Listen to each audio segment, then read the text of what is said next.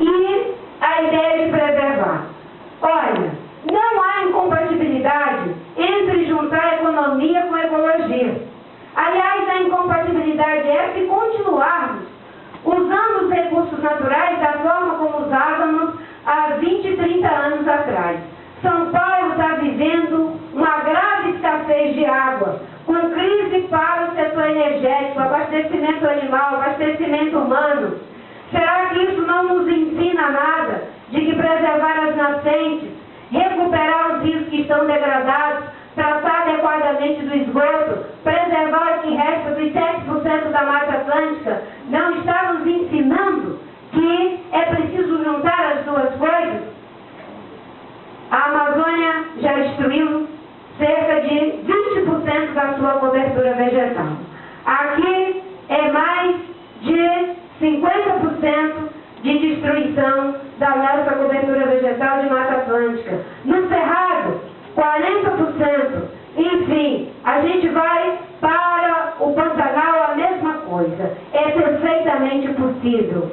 E hoje, boa parte dos empresários, dos agricultores, o que eles querem é fazer as coisas com responsabilidade social, com responsabilidade ambiental. Para isso, é preciso que contem com o suporte de assistência técnica, os incentivos adequados, para que possam fazer o dever de casa. E não o que aconteceu com o nosso etanol. O governo subsidiando o preço da gasolina, em vez de priorizar outros tipos de investimento, inclusive para melhorar a qualidade do transporte e fazendo com que o setor da produção de algo que é bom para o meio ambiente, para gerar emprego, para melhorar a vida das pessoas, fosse completamente destruído. Com cerca de 70 usinas que estão sendo fechadas, 40 que estão em processo de recuperação judicial e ainda, com graves problemas para a nossa matriz energética, que já foi 47% limpa e que já estamos abaixo de 44% em termos de matriz energética suja pelo uso de termoelétrica. É perfeitamente possível. Bem, o plano de cultura. O plano de cultura, que você falou da época do Gil, eu trabalhei junto com o Gilberto Gil, sei a contribuição que ele deu para vigorar a cultura. Nós nos uníamos, inclusive, para ampliar os nossos orçamentos, e o Gil trabalhou os pontos de cultura que depois foram sendo fechados, não teve continuidade, tinha um olhar para estimular a cultura de maneira diversificada, olhando para a produção cultural de acordo com a realidade de cada região. E esse é um compromisso que nós temos, de manter as conquistas, aperfeiçoar essas conquistas na área cultural e não permitir o que vem sendo feito hoje, em que houve uma completa desarticulação do que havia sido conquistado. E, inclusive, sem considerar o que foi estabelecido e indicado pelas conferências que foram feitas debatendo com milhares e milhares de pessoas do setor. É preciso que se crie o estímulo para os pequenos produtores culturais, de realidades culturais que muitas vezes não têm acesso à Lei Rouanet, não têm acesso a nenhum tipo de incentivo. Até porque no nosso programa nós queremos integrar educação e cultura no mesmo processo. Não tem como fazer uma educação boa de tempo integral se não fizermos a educação integral, que é aprender que a gente ensina não apenas pelos processos formais. Quando eu leio um livro, quando eu vou ao teatro, quando eu participo de determinadas atividades culturais, sejam elas do ponto de vista da música, da dança, do que quer que seja, isso ajuda a cultivar um cidadão bem formado e informado para dar a sua contribuição na sociedade. Bem, em relação à economia tradicional e a economia criativa, eu dizia que as duas não precisam ser colocadas em oposição. Há uma relação, sim, de complementariedade. E cada vez mais da economia criativa, ela se expande, não é? Eu consigo ver muitas possibilidades através da economia criativa, envolvendo, não é, o cinema, a arte de um modo geral, a produção de conhecimento, as formas que são produzidas hoje facilitadas pela internet, todas as formas em que é possível fazer um deslocamento, não é, da produção baseada puramente em um produto dos moldes tradicionais para essa forma, eu diria, de desmaterialização da produção, né? Há limites para ter, há limites para ter, não há limites para ser, não há limites para fazer a melhor peça de teatro, não há limites para pintar o melhor quadro, não há limites para ser. E a economia criativa nos dá a possibilidade de nos expandir para além daquilo que a realidade material do planeta nos impõe. Então, nós queremos incentivar, não é, todos os mecanismos e no nosso programa isso está contemplado. Tenho 8 minutos para concluir, diz o meu vice. A questão da diversidade, do respeito à diversidade, dessa discussão que muitas vezes envolve, não é, o medo das pessoas, de pelo fato de eu ser cristã evangélica, de que o Estado laico deixaria de ser laico. Eu respondo isso tudo com muita tranquilidade. Não é? Essas perguntas não são feitas para as pessoas católicas, não são feitas para as pessoas que não creem, mas eu as recebo como desejo das pessoas de melhor me conhecer. Não é? O Estado laico é uma conquista da sociedade, é uma conquista da modernidade. Quem mais se interessa pelo Estado laico devem ser, sem sombra de dúvidas, aqueles que contribuíram com a sua origem. Ele vem do protestantismo, quando a gente tinha uma religião oficial, uma religião do Estado, e que muitas pessoas lutaram para que o Estado fosse laico, para que as pessoas pudessem ter o direito de escolha.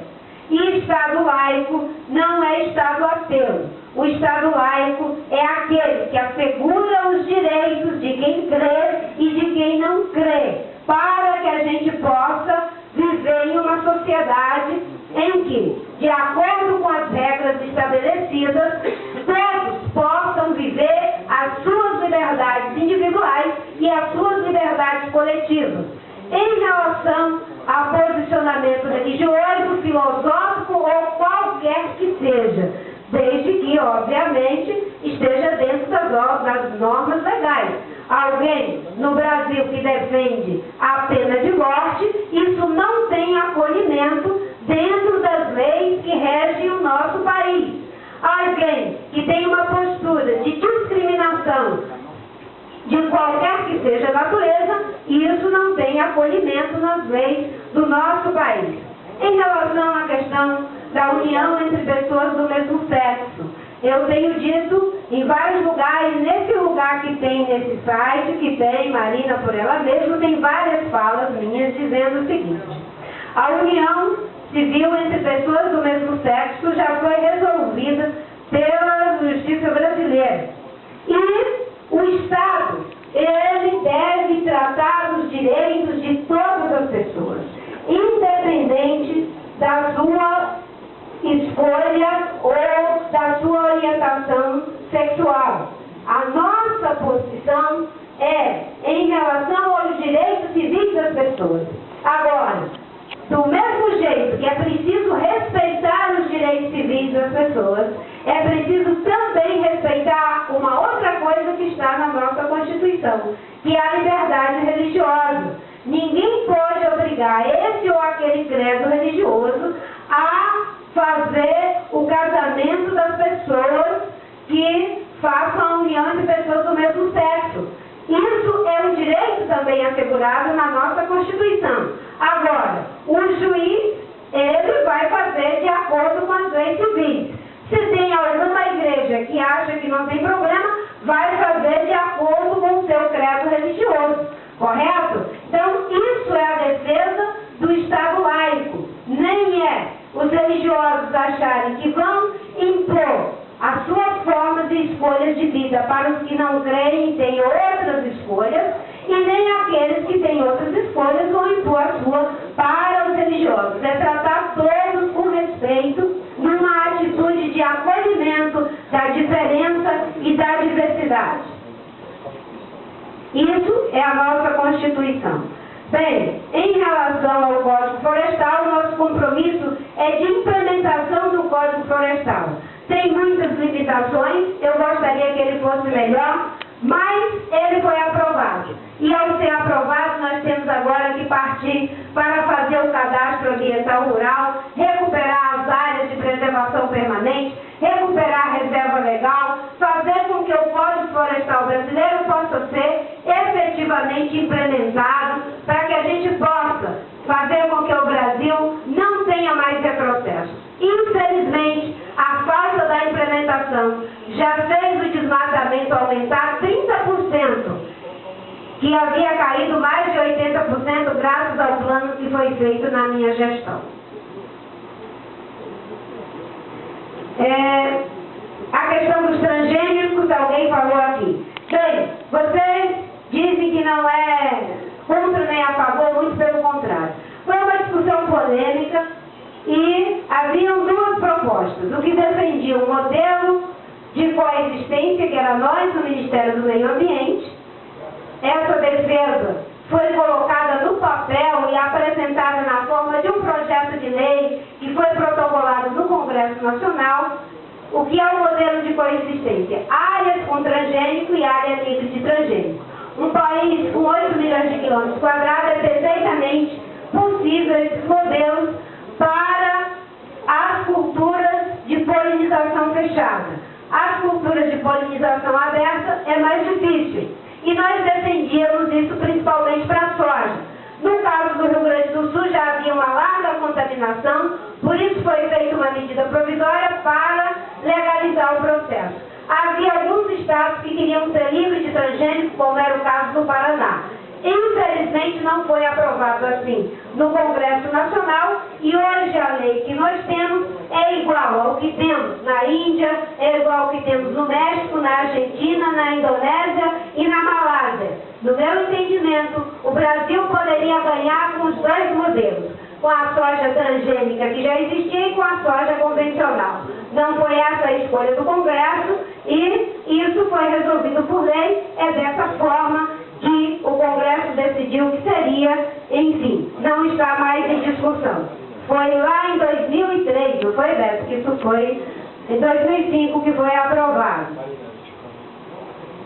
Já tem que. Bem, eu acho que a maioria das outras perguntas também foram respondidas umas pelo Beto. Eu já falei da política, da democracia. Eu quero parabenizar a todos vocês, já falei do nosso programa, e agradecer pela oportunidade de fazer essa interação com cada um dos parceiros e parceiras de luta, de luto e de paz. Muito obrigada.